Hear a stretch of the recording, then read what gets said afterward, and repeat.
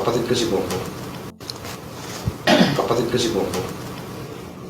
Pero ang pumirma ng birth certificate ko si Pacifico Edwin Marcos. Ano sir, Wow naman! Wow! Ayaw, di ba?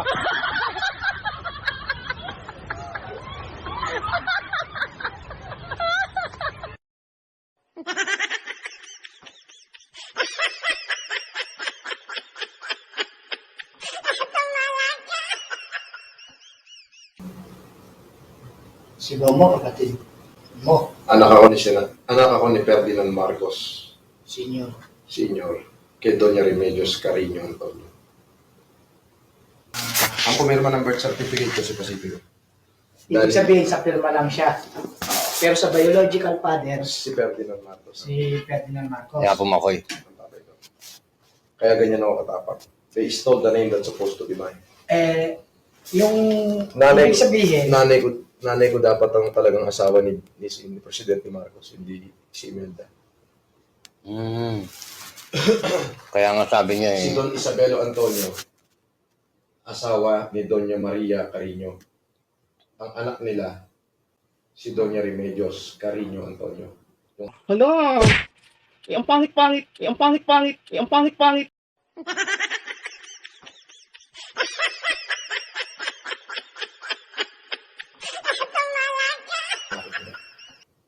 Si Don Mariano Marcos, mahirap lang yan. Tauhan niya ng Don Isabelo Antonio.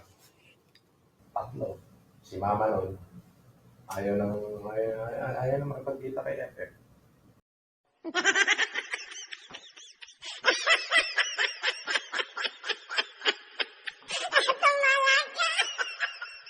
Ayaw niya naman.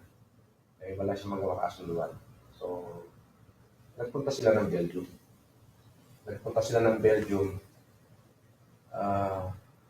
December 22, 1978.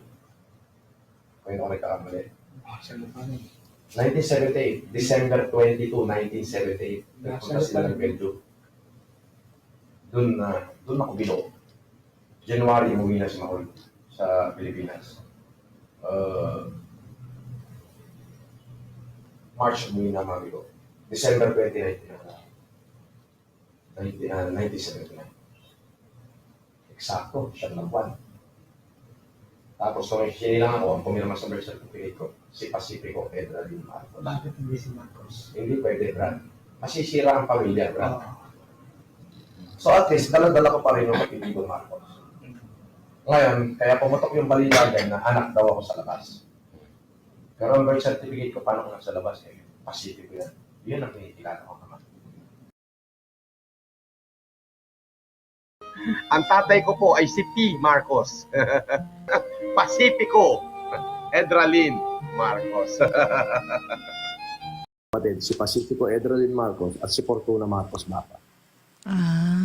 So, sabi ng aking ama, hindi pwedeng hindi ko yan iparehistro sa pangalan ko. Nag-argue yung mami ko at saka si Dr. Pacifico.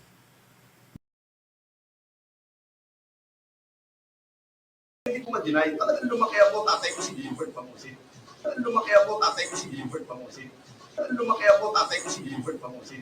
Sabi ni Panda, Boss, FLM, kilala mo ba si Gilbert Mangusin Sr., taga Delvin? Abay, tatang ko yun, tanga. Sa unang nanang ko yun eh. Tatanga na rin, si Pandaha. Meron palang iniwanan na negosyo, part of Visayas. Yung aking ama. Yun yung bumuhay sa akin. Ang lupa nga na kinatitirikan ng bahay ng ama mong si Gilbert Mangusin ay di nila pag-aari. Paano ka binigyan at pinamanahan ng nabubuhay mo pang ama?